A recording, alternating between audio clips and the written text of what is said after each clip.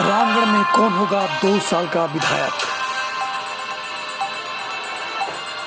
विधानसभा seat Ramgarh में उपचुनाव की सरगर्मी हुई तेज।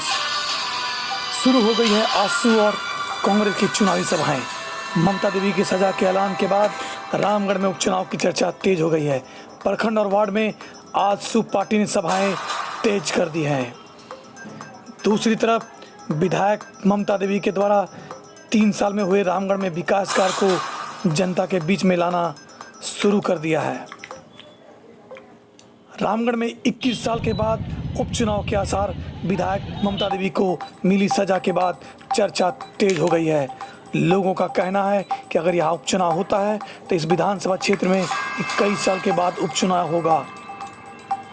लेकिन वर्तमान में राजनीतिक परिदृश्य बदला हुआ है। विधानसभा चुनाव में 2019 में आजसू और भाजपा गठबंधन नहीं था, लेकिन इस बार एनडीए का गठबंधन होने की संभावना व्यक्त की जा रही है।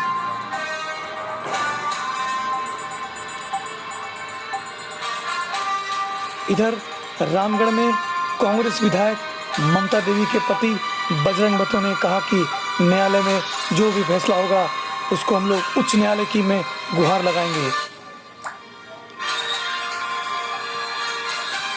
रामगढ़ को आजसू का गढ़ माना जाता रहा है, लेकिन चर्चा में आई 2016 से विस्थापितों के लिए आंदोलन की अगुवाई कर रही ममता देवी, जो कि जिला परिषद सदस्य थी, और कांग्रेस प्रत्याशी भी, जो कि ममता देवी चुनाव में अपनी जीत दर्ज की। ममता देवी ने महागठबंधन को काफ़ी मजबूत कर दिया।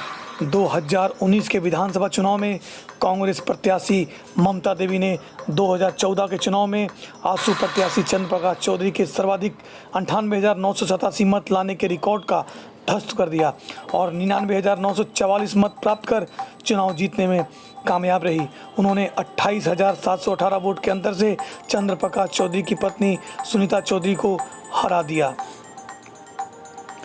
और 2019 के लोकसभा चुनाव में राज्य में लगातार 15 साल के मंत्री रहे चंद्र प्रकाश चौधरी के सांसद बनने के बाद विधानसभा चुनाव में अपनी पत्नी का चुनाव जिताने में असफल हो गए। इस प्रकार रामगढ़ में आजसू का पिछले 15 साल का किला ध्वस्त हो गया।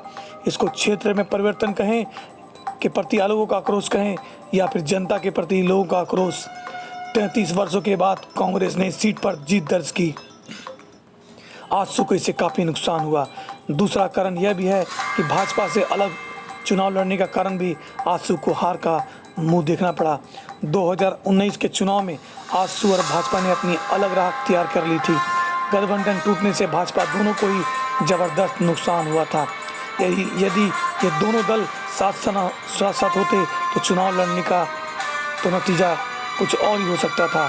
झारखंड में ऐसी सीटें, कई और सीटें थी जो भाजपा और आजसू के मतभेद के कारण ज़्यादा सीट गठबंधन को चली गई।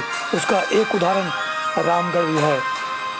रामगढ़ में एनडीए ने सीट गंवा दी और आजसू और भाजपा साथ होते तो नतीजा कुछ और होता। अब देखना यह है कि महागठबंधन किसे अपना प्रत्याशी बनाती है। ममता देवी तो फिलहाल जेल में है और दूसरी तरफ एनडीए किसे अपना प्रत्याशी बनाती है। भाजपा का कोई प्रत्याशी होगा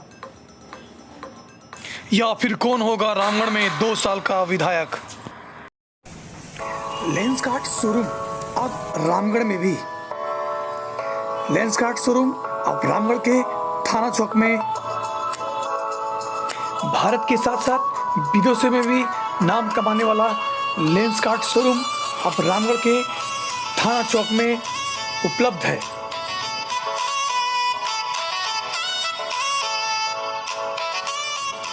आधुनिक मशीनों द्वारा आंखों की जांच भी की जाती है। Lenskart showroom.